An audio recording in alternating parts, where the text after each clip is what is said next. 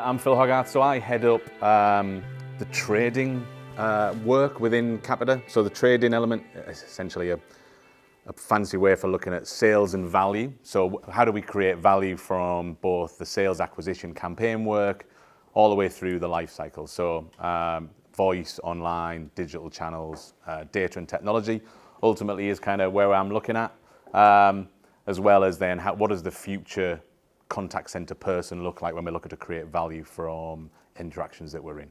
And that's essentially where I am. Traditionally, the sales lead, but we're calling it trading now because it's less about sales and more about value outcomes. It's not necessarily about selling a particular product. It's about driving value from a relationship.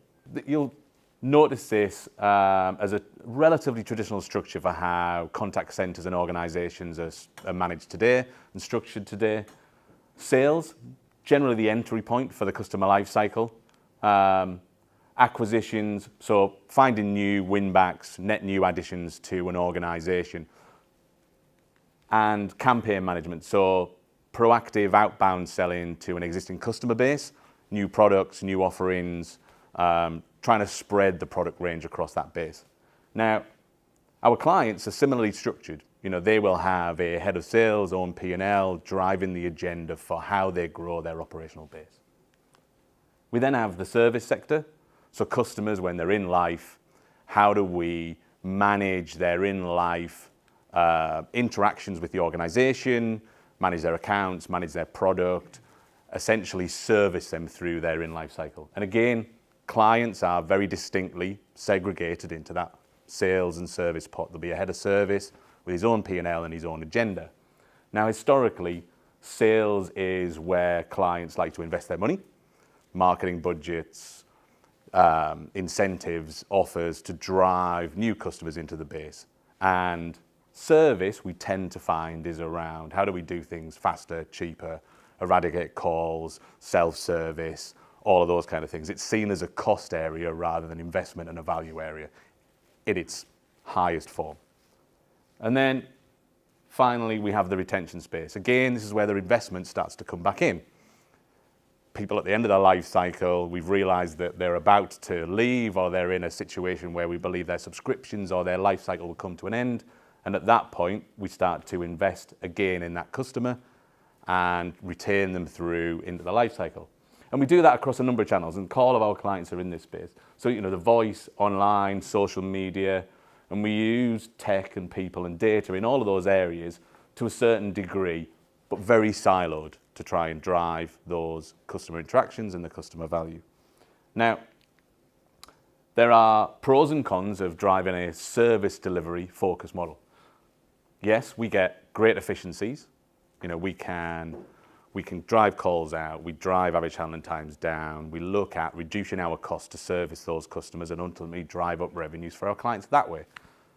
It's easier to plan, we can plan and we can forecast around the inbound calls, especially as we start and cut out the self-help calls, moving everything to self-help and social. We start to get a core group of products that come through into the service space that we can plan and react to. And it drives cost savings. The issue with a service-focused delivery is we miss the opportunity to cross-sell, upsell products, and build a relationship.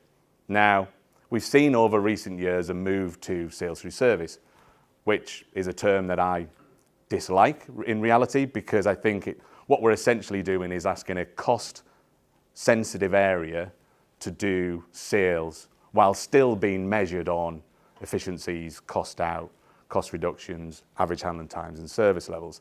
And while in all of those instances we do see an uplift in revenue generated out through a sales through service, we still leave, in my eyes, a lot on the table because we are effectively trying to fit revenue generation into a cost-sensitive area and all of the metrics that we still apply around that. We've been trying to look at it through a different lens, and this is a real-life example of a client that, through the service organization, looked to roll out welcome calls. And the premise for the welcome calls was to drive customer satisfaction up, you know, welcome them to the service, set out the stall of what they can expect to be as a customer. Underlying that, though, in reality, it was around reducing the propensity to call in early life. New customers tend to call lots within the first 2 to 3 months, build times, products arrival, products not working properly, not connecting to networks, etc. And quite an extensive, lengthy trial was run around running welcome calls out. And through the service lens, it was around reducing propensity to call, predictability, planned interactions. It takes an unpredictable inbound call into a planned and predictable outbound call where we can set our stall out for the customer expectations. It drove CSAT and it drove resolution rates. However, in reality, what happened there was the propensity to call almost doubled during the trial. So every time, even though we were doing welcome calls to that customer base, it didn't actually reduce propensity to call. CSAT went up, resolution rate went up, but actually it had the opposite effect to what it was entitled to do. And because that then drove the cost up, it was deemed as a failure and pulled, despite the fact that customer satisfaction and resolution rates went up, because actually it drove more contacts than it previously did. We subsequently got hold of the data from that original trial and looked at it through a sales lens. And actually what we found was, yes, propensity to call did go up, and through a service viewpoint, that was a failure. In reality though, over the period of time, which is over a couple of years, the customers spent more in general than they did without the welcome to service call. They had a much wider product penetration, greater loyalty to the organization, so they stayed longer, spent more, and had a wider penetration of products, and they had a much higher NPS. And what we also found was those customers were highly active in the social space around spreading good news stories, which, as we all know, is a relatively tricky thing for people, to get out of our customer base. They're all very happy to say how bad something's gone, but it takes a lot more effort to get them to start and talk positively about us.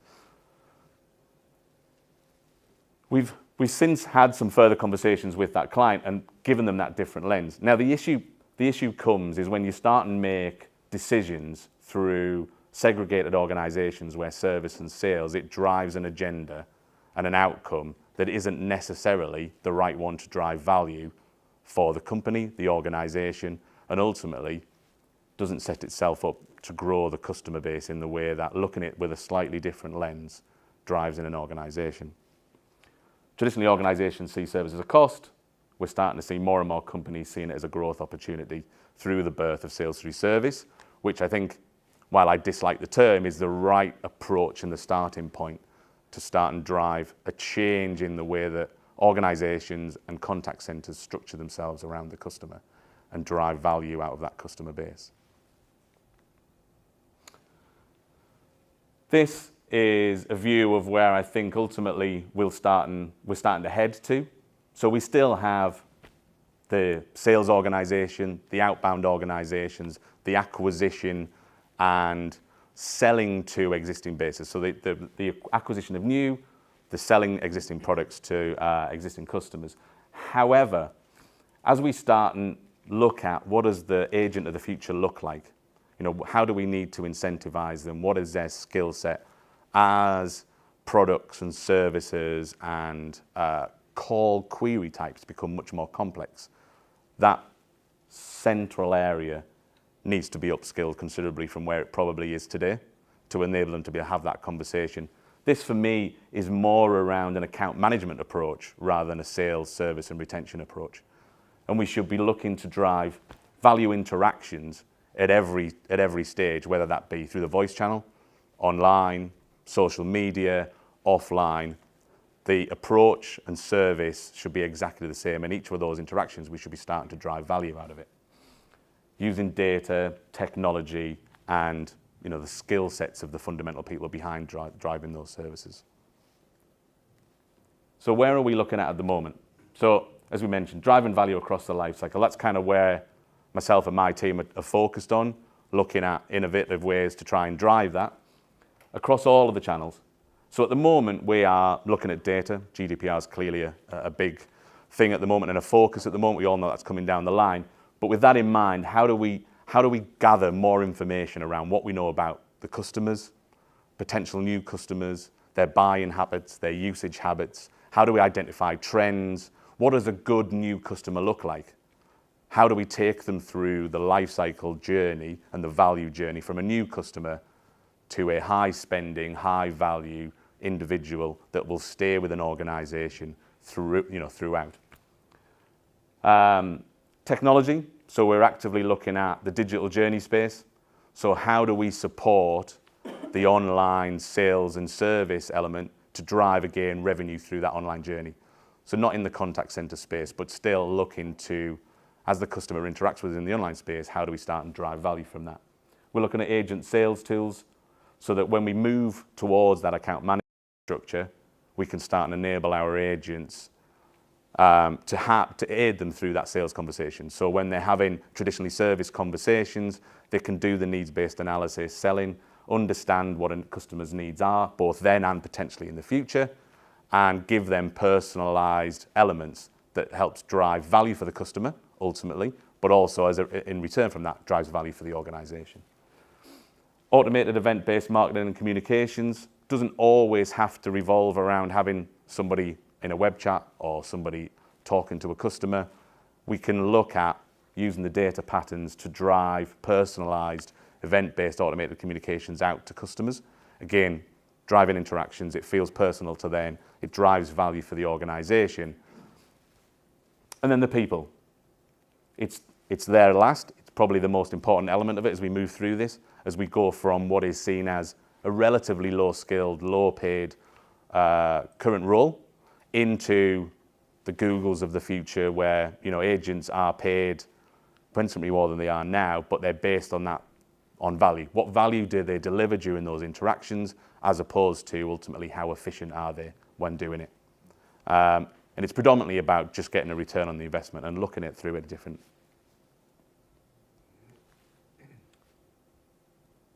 You're either selling or enabling someone who is. And effectively, if all organizations, I think, led with that mantra, there'd be a different approach to how we establish contact centers, service centers, sales centers, and the way that businesses themselves structured their internal functions.